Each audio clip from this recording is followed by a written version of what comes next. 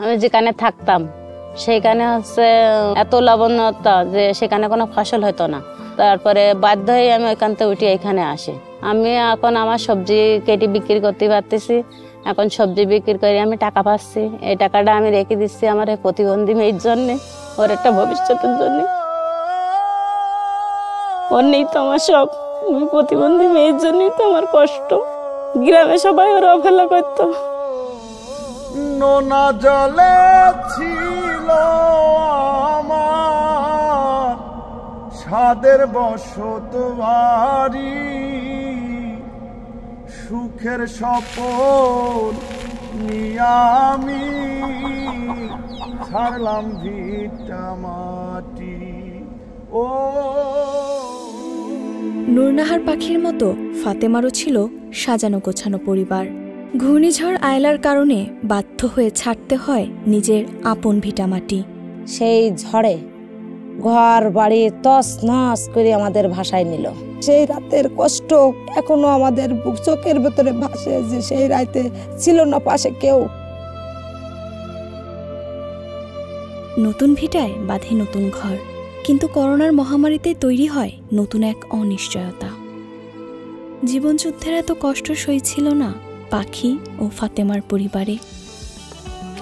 ব্রাকির সহযোগিতায় শুরু হয় নতুন করে বাঁচার লড়াই। তারা ধীরে ধীরে নিজেদের গড়ে তোলেন উদ্যোক্তা হিসেবে।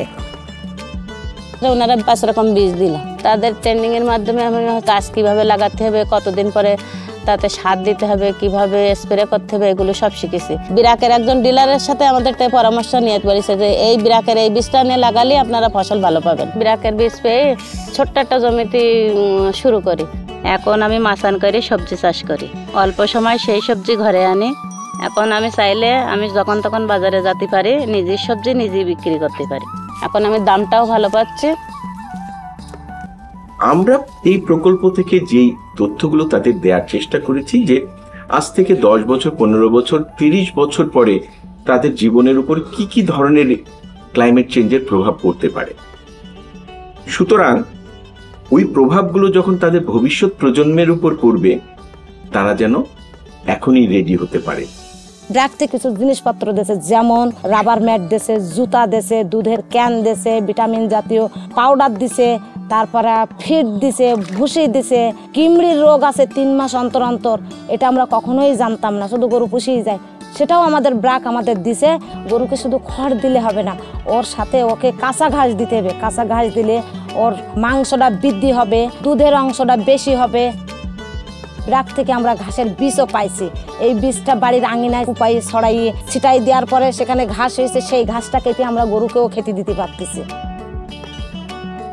ব্র্যাক আমাদের একটা দুধ বিক্রি করার নির্দিষ্ট স্থান আমাদের দেখাই দিয়েছে, সিলিং সেন্টার। আগে যেমন দুধ দেওয়ার পরে দুধটা নষ্ট হয়ে যেত, ব্র্যাক থেকে দুধের ক্যান পাওয়ার পরে দুধটা 2 থেকে 3 ঘন্টা ভালো থাকে। ওই ক্যানটা হাতে করে নিয়ে আমি আবার সিলিং সেন্টারে যেয়ে দুধটা ওখানে দিলে তারাও দুধের যদি ভালো ফ্যাক্ট হয় ওরা আমাদের ভালো দাম দেয়। আমরা যে যাতায়াত করব, বছরে আমাদের 2 বার বোনাস দেবে। আমার বিকাশে ওনারা টাকা দেয়, বিকাশের থেকে নিজে টাকা উঠাইতে পারতেছি, দেখতে পারতেছি। Climate change program in partnership with BRAC Seeds, artificial insemination and Arong, they implemented projects to enhance the economic recovery of some of the specific farmers in 2 different ecosystems. The coastal ecosystem, which includes Khulna and Satkira, and flood-prone zone ecosystem, which is Sirazganj. We appreciate climate change program and other partners for having this successful outcome. যে ট্রেনিংগুলো পেয়েছি এটাই আমার সাহস। আমি এই ভিটে ছেড়ে আর কোথাও যাব না। যতই ঝড় বৃষ্টি করুণা আসুক, আমার আর কোনো ভয় নেই। যে কোনো দুর্যোগ মোকাবেলায় নূরনাহার পাখি ও ফাতেমার মতো এমন হাজারো নারী হয়ে উঠুক আত্মবিশ্বাসী ও সাহসী।